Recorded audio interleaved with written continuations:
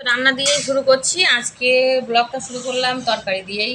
আজকে রান্না দিয়ে শুরু করছি, মাছ দিয়ে, কলা আলু দিয়ে, পাতলা জিরে আদা বাটা দিয়ে ঝোল করেছি। হ্যাঁ, শরীরটা ভালো নেই তো তার জন্যে। আর এদিকে রান্না হয়েছে হচ্ছে ঝিঙে আলু পোস্ত, আর এদিকে হয়েছে পটল ভাজা হয়েছে, আর এদিকে আছে দেখো।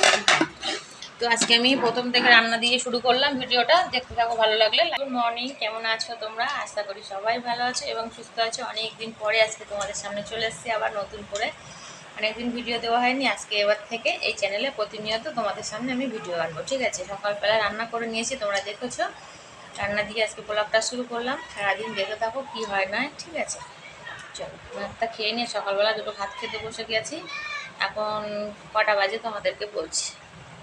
এখন 11:30 বেজে গেছে রান্না করতে করতে। অনেকগুলো রান্না করেছি তো, তার মধ্যে আমার বাবাই পড়তে গেছিলো, তো পড়ে বাড়ি চলে এসছে।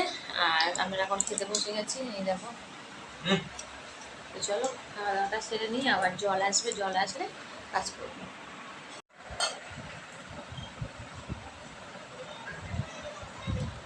আজকে কলা আলু দিয়ে, আর এই পোনা মাছটা নিয়েছিলাম জানো তো, এই পোনা মাছটা কিন্তু পুরো জ্যান্ত ছিল, আমি বালতির মধ্যে কিন্তু জাবিয়ে রেখেছিলাম মাছটা।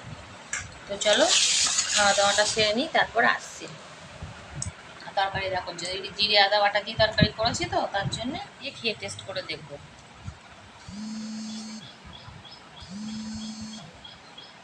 স্নান ফান করে চলে এসেছি, এইবার হচ্ছে ঠাকুরকে আমি পুজো দিয়ে দেবো। তো তার জন্য ঠাকুরের বাসনটা মেজে নিয়েছি। আর এই 3টে ফল ছিল, আগের দিন সেই পুজো করেছিলাম, গোপাল ঠাকুরকে পুজো দিয়েছিলাম, তো অনেকগুলো ফল রয়ে গেছিলো, প্রতিদিন একটা একটা করে দিয়েছিলাম, তার মধ্যে 3টে আবার আজকে বেঁচে গেছে। এদিকে তুলসীর পাতা তুলে নিয়েছি, আর 1 ঘটি জল এনে নিয়েছি। আর আমার ঠাকুর ঘরটা দেখো, তোমরা দেখো কোন জায়গাটায় দেখতে পাচ্ছি। দেখো আমার ঠাকুর ঘরটা এখানটায় রাখা আছে, ওই দেখো আমার গোপালকে ওখানে রেখে দিয়েছি। কেন বলো তো, আমার এখন ঘরের কাজ চলছে বলে আমি আর অন্য সাইডে এখন ঠাকুরের ধান পাড়তে পারবে, তো আমি এইখানটায় সুন্দর করে রেখে দিয়েছি। আর এইখানে দাঁড়িয়ে একটা চেয়ার নিয়ে এখানটায় দাঁড়াই, এখানে দাঁড়িয়ে এইভাবে আমি পুজোটা দিয়ে দিই এখানটায়, বুঝেছো? আর এখানটা ঠাকুরের বাসনটা এখানে রাখা হয়। এই দেখো এই চেয়ার নিয়ে এভাবে আমি পেতে দিলাম চেয়ারটা, এভাবে দিয়ে এই দাঁড়িয়ে পড়ে, এই যে এইখানে দিলে এইভাবে সুবিধা হয়। তো থানটা আমি পরিষ্কার করে এখন মুছে নেব, এই ধূপের এইগুলো পড়েছে।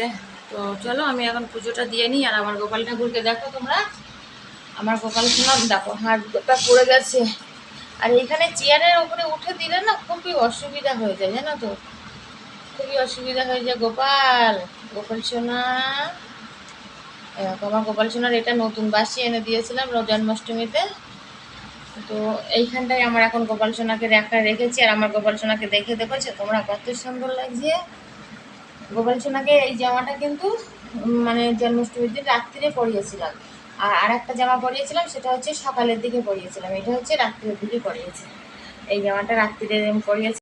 আমার পুজো দেওয়া কমপ্লিট হয়ে গেছে। এখন এই দেখো আমি সব সন্ধেবেলা দেখো ঘুম থেকে উঠে পড়েছি, আর সন্ধেবাতি দেওয়া কমপ্লিট হয়ে গেছে। বরমশাই কাজের থেকে বাড়ি এসছে, তো মিষ্টি এনেছিল, তাহলে গোপাল সোনার জন্য একটু মিষ্টি তুলে নিচ্ছি। দাঁড়া, ওরম ভাবে কেউ দেয় না, আস্তে আস্তে দেওয়া।